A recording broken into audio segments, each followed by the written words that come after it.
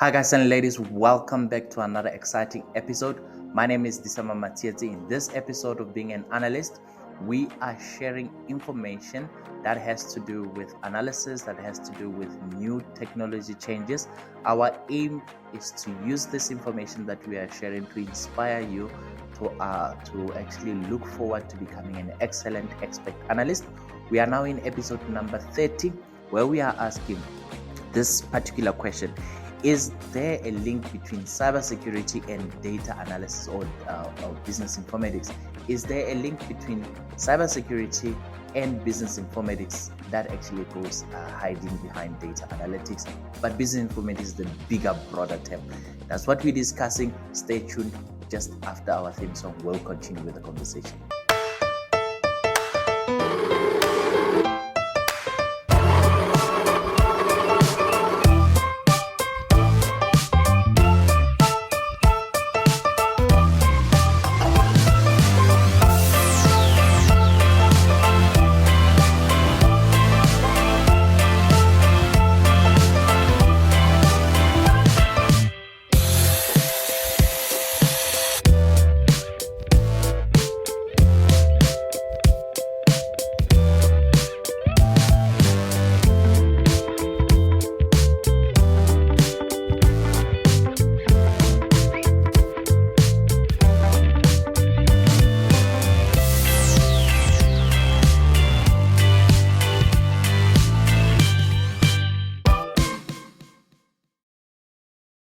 Thank you very much for coming over and listening to this episodes as we are, having more and more episodes. We are now on episode number 30.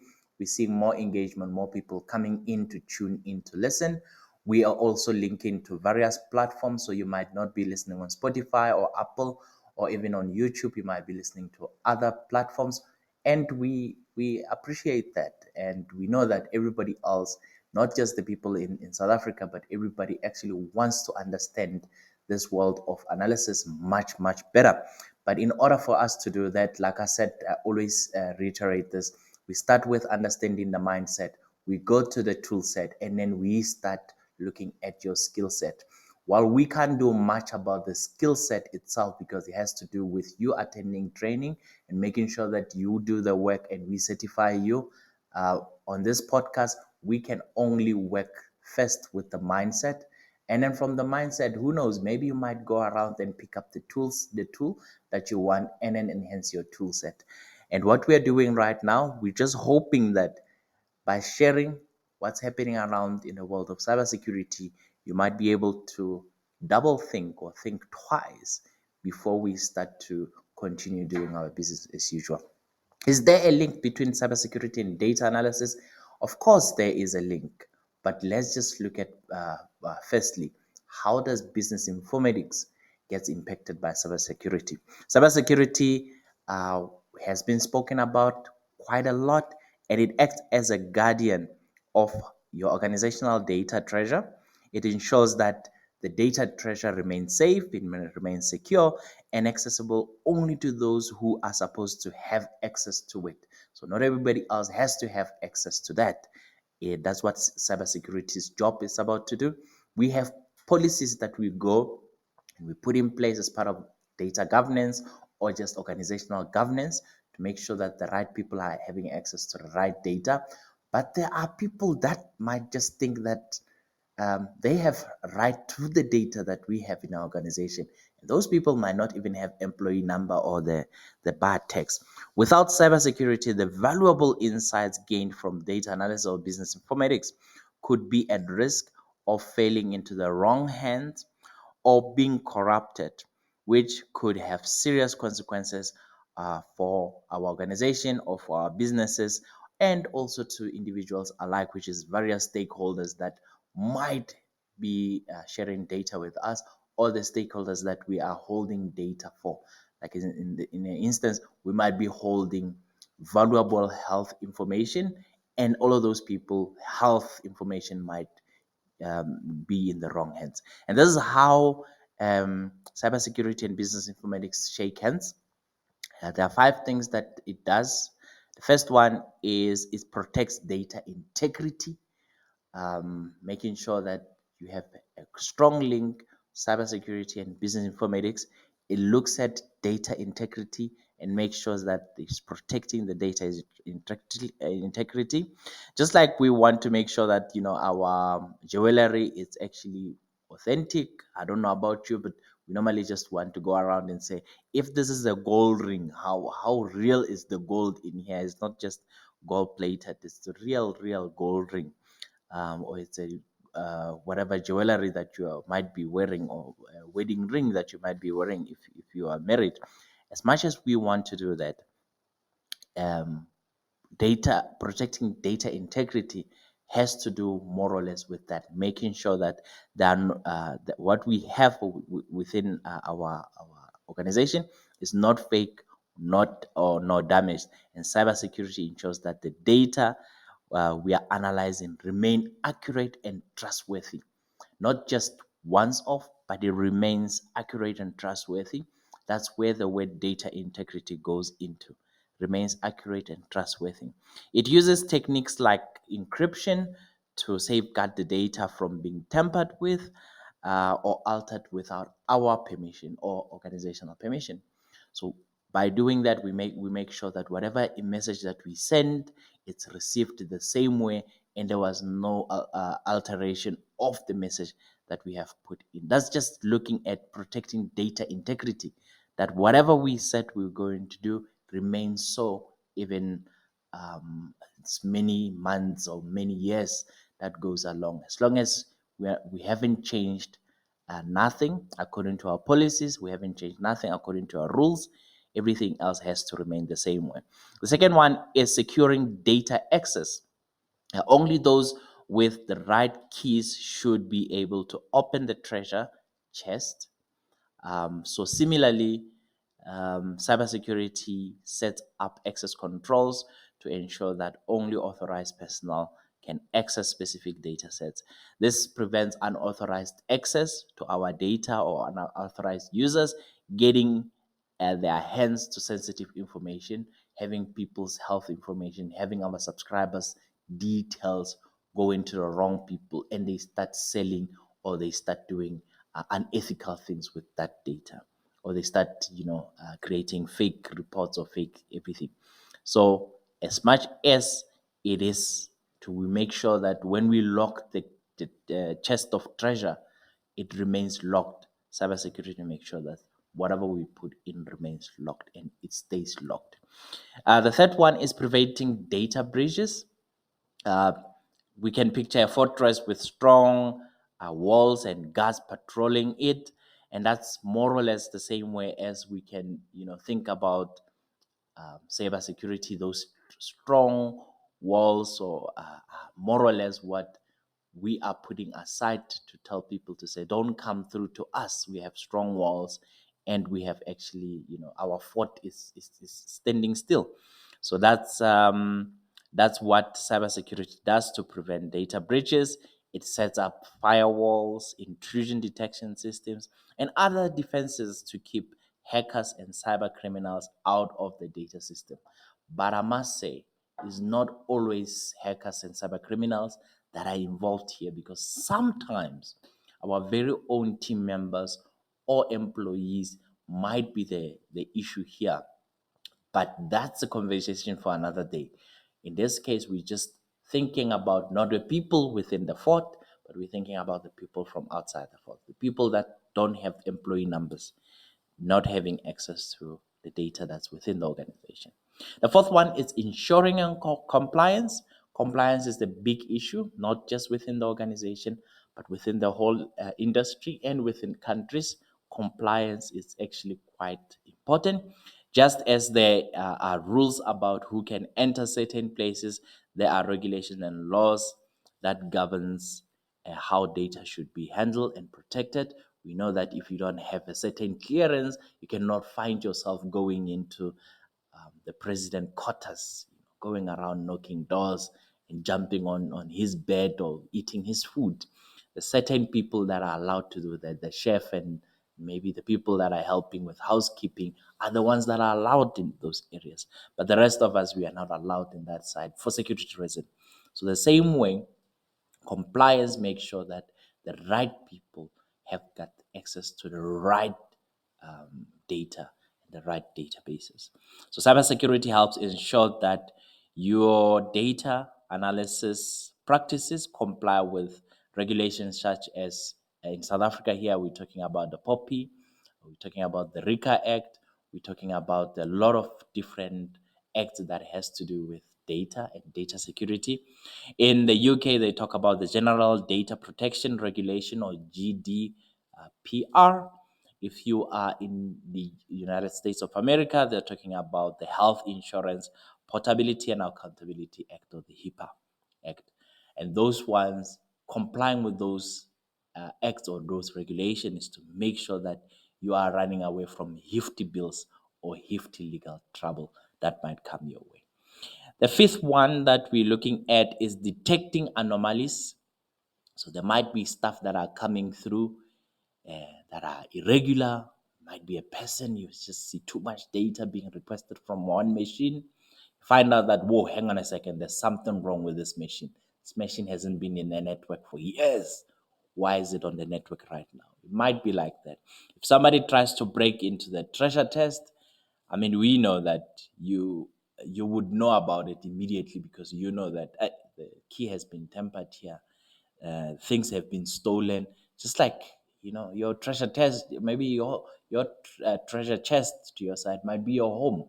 When somebody is inside your home, you would just know that I have never left my coffee cup hanging around the living room. I always take it to the kitchen sink.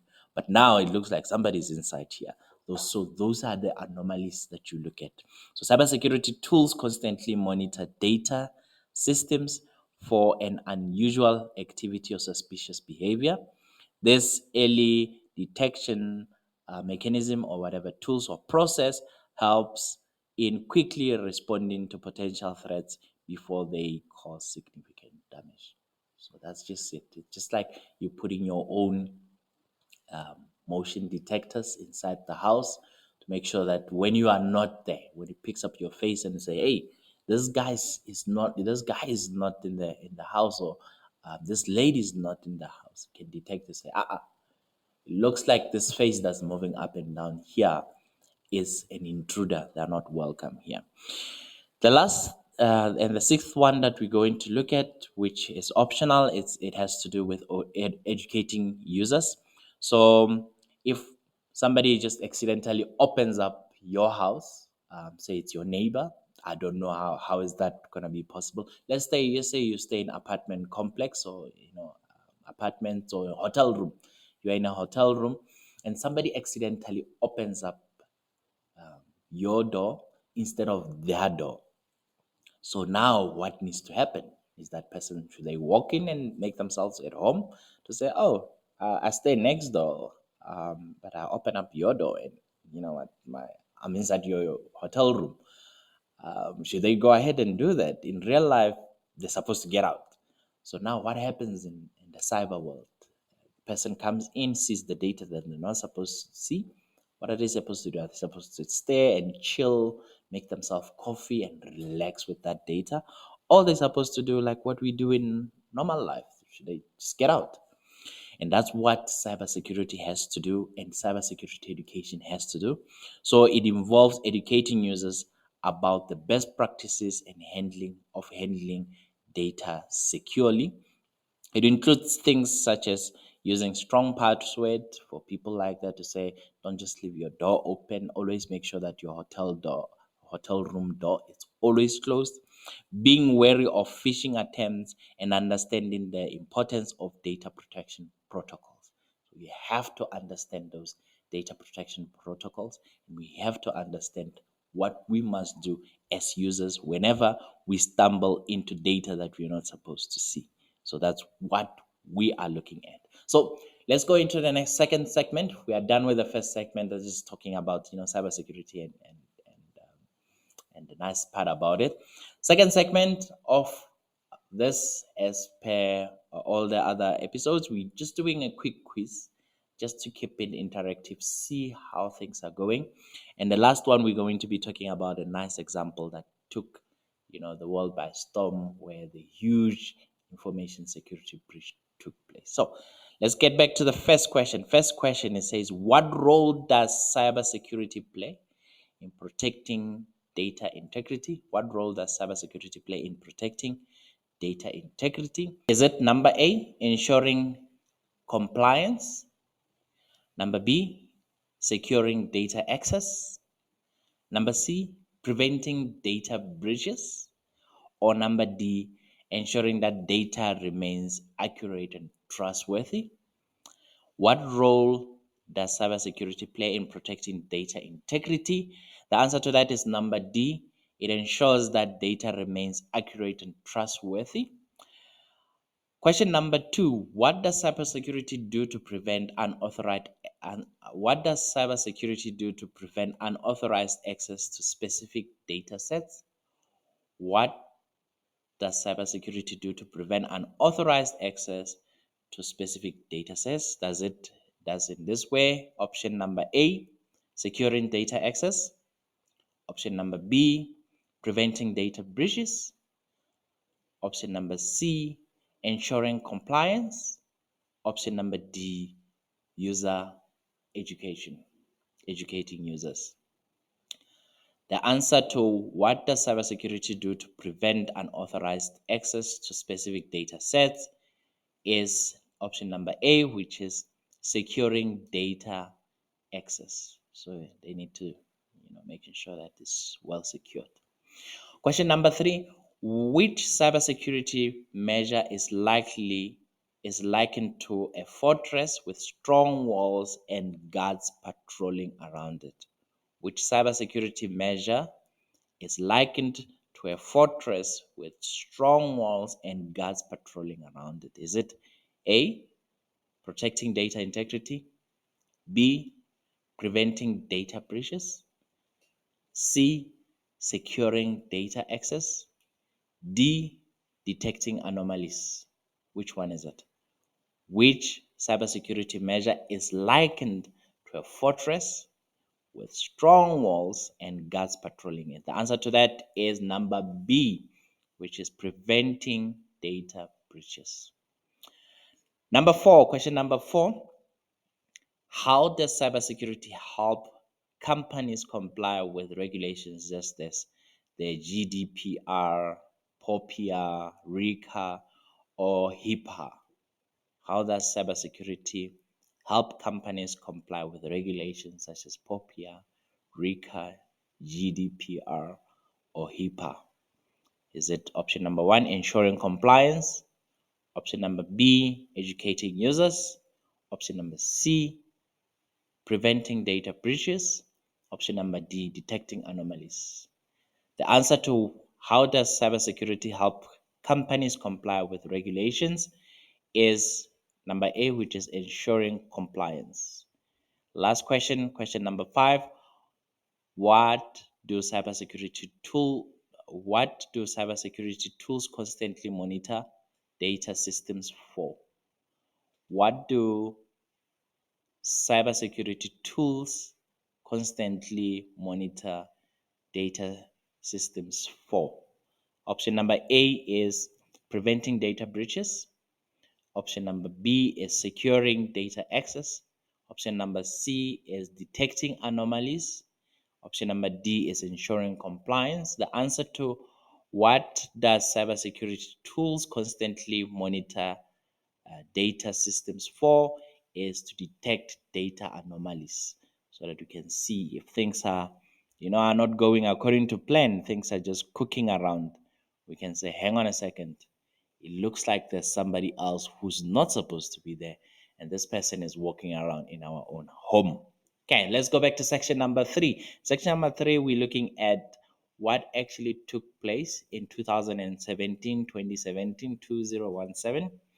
where a company, Equifax, I think they call it, it's one of the largest credit reporting agencies in the United States of America.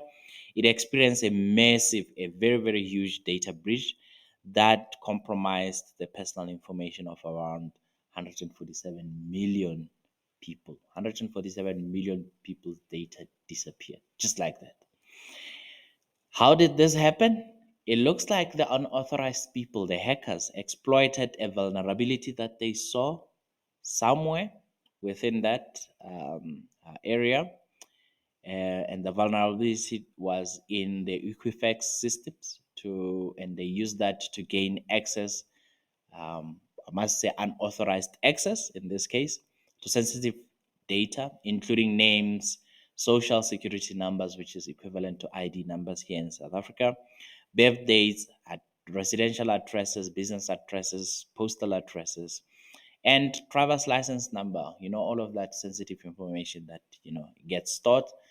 Um, as a result, Equifax faced significant backlash from the customers, regulators, and the lawmakers, and suffered financial losses due to legal fees, settlements, and damages that happened to its brand.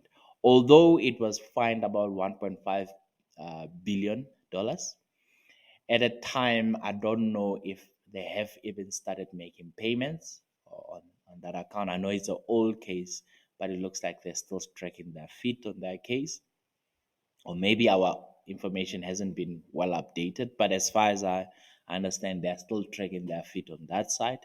It might just be one of those that just slides. And it's quite funny because if this information took place 10 years ago from 2017, let's say for instance, took place in 2007, the company would have been burnt to ashes. People would have, because I feel like as people, we're becoming less and less, we're becoming desensitized to our personal information. We're just becoming, you know, even when you get some organization asking you about sensitive information, you just don't say, why do you want that? We just let it be. So it looks like in this case, more as much as the brand was damaged, but most people just shook it off to say, almost everybody's got my data anyway. My data is not. I mean, what does it do to me? It's you just struck it off. The breach also raised questions about the accuracy and reliability of Equifax data analysis and credit reporting processes. So when the breach happens, it just didn't stop there with the cybersecurity team. It actually went into the business informatics department to say, hang on a second, you guys said, but with the data that we got from your own organization, it looks like the answer should have been. So it's a really really a big concern. It just doesn't stop with cybersecurity. The walls going up and the cybersecurity team doing their job. If that comes in, even the reports that we send out, even our financial reports that we just publish, everything might be questioned to say, you said you have so much profit coming through from this campaign, but from the data that you have, that campaign never generated a single cent. So I don't know. I don't know. It becomes bigger than that as you're looking at it in this case. So it underscored the importance of cybersecurity in protecting sensitive information and prompted, companies just like Equifax across various industries to reassess their cybersecurity measures. If you're asking how did actually this whole process take place, the process was, the hackers were very patient. It took a couple of days, months even, for them to have a look at, to successfully do the whole breach. What we have seen, what was reported, is that the attackers were scanning vulnerabilities on the servers for quite a while, and then they went to the web front, and then this is where they found the vulnerabilities within Equifax, one of the servers.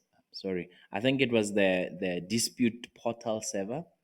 They realized that the dispute portal is not as secure as the other fronts. The dispute portal is where you go in and you log your issues as a customer so that they can be resolved. They found a way from there. And they used, I think what they used was I forget the term of this hacking tool that technique that they used. But at the time, it's quite funny because the team had already knew that they were vulnerable with that for months before, but haven't done anything else. They were still uh, into going around in circles to actually solving the vulnerability. So the fact that they knew that, oh, we are exposed to this type of, our system is not secured, and they did nothing about it, is the reason why the guys actually found it easier to actually go in and then do the the the attack. I think it's called the Apache Struts vulnerability, where their website itself was not highly secured. Sometimes we just create sticky tape websites or sticky tape solutions, where maybe the login is not as hectic, it's not as encrypted as it should be. And that's where that was happening on the dispute server. The login was not as hectic. And then from there, then they started, doing probably the SQL injection. And then they found themselves with login details to other servers. And then, it just started from dispute resolution documents that they took, containing personal information, and then from there, then they kept on going to other servers, and then they found login details to these other servers. They log into those other servers, and this is quite the most important, interesting part. Once they got into the other servers, the attackers were able to remain hidden, and do their work for 76 days. 76 days. They stayed there for over 2 months, almost 3 months, undetected. 76 days. They just stayed there, where they slowly extracted data from 51 databases in small increments. 51 databases. So, meaning that if this person came into your house and you have a cybersecurity detection technique, they were not moving faster like a normal person would walk up and down your house. They were going small pace, small movements, so that the detection thing doesn't detect that there's an intruder inside your own house. 76 days. This is how they were able to get away with 147 million people's information, and nobody knows what the information was being used for, where was it sold, what this information have done. Nobody knows about it. And nowadays we are less sensitive to this type of information. Like I said earlier, we just let everybody else have access to our information. We're like, oh, you want to know where I stay? There it is. You want to know my password? In fact, I'm not even sure that your site is secure. Here's the password, the same password that I'm putting on the fake website. We know that you're using the same password to log into your banking details. Half the time, when you have like a personal, uh, you have a public, you're a public figure, you might not necessarily be sharing your cell phone, your main cell phone that you use for financial transaction, with the rest of everybody. You might be using two or three numbers, because failure to do that, people might actually be doing their own, we call it SIM swap. They might be swapping your number into the banking thing that you're working on. They call your banker and they put their number, they created a SIM swap, and they do some transaction, or they even wait with those login details. They wait for you to have to hit it big, and then one at the end of the month, when they deposit that million rent bonus that you've been working hard for, before you know it, it just disappeared. And they're like, no, man, it went to your beneficiaries. You're like, I don't even know these people. They're like, no, it was you. You've done it. You authenticated it. You've done everything else accordingly. So that's our episode number 30. If you like it, please go online. In the podcast description, there's ways that you can go online and find us and reach out to us. Tell us what you think about this episode. Let's meet again in episode number 31. Stay blessed.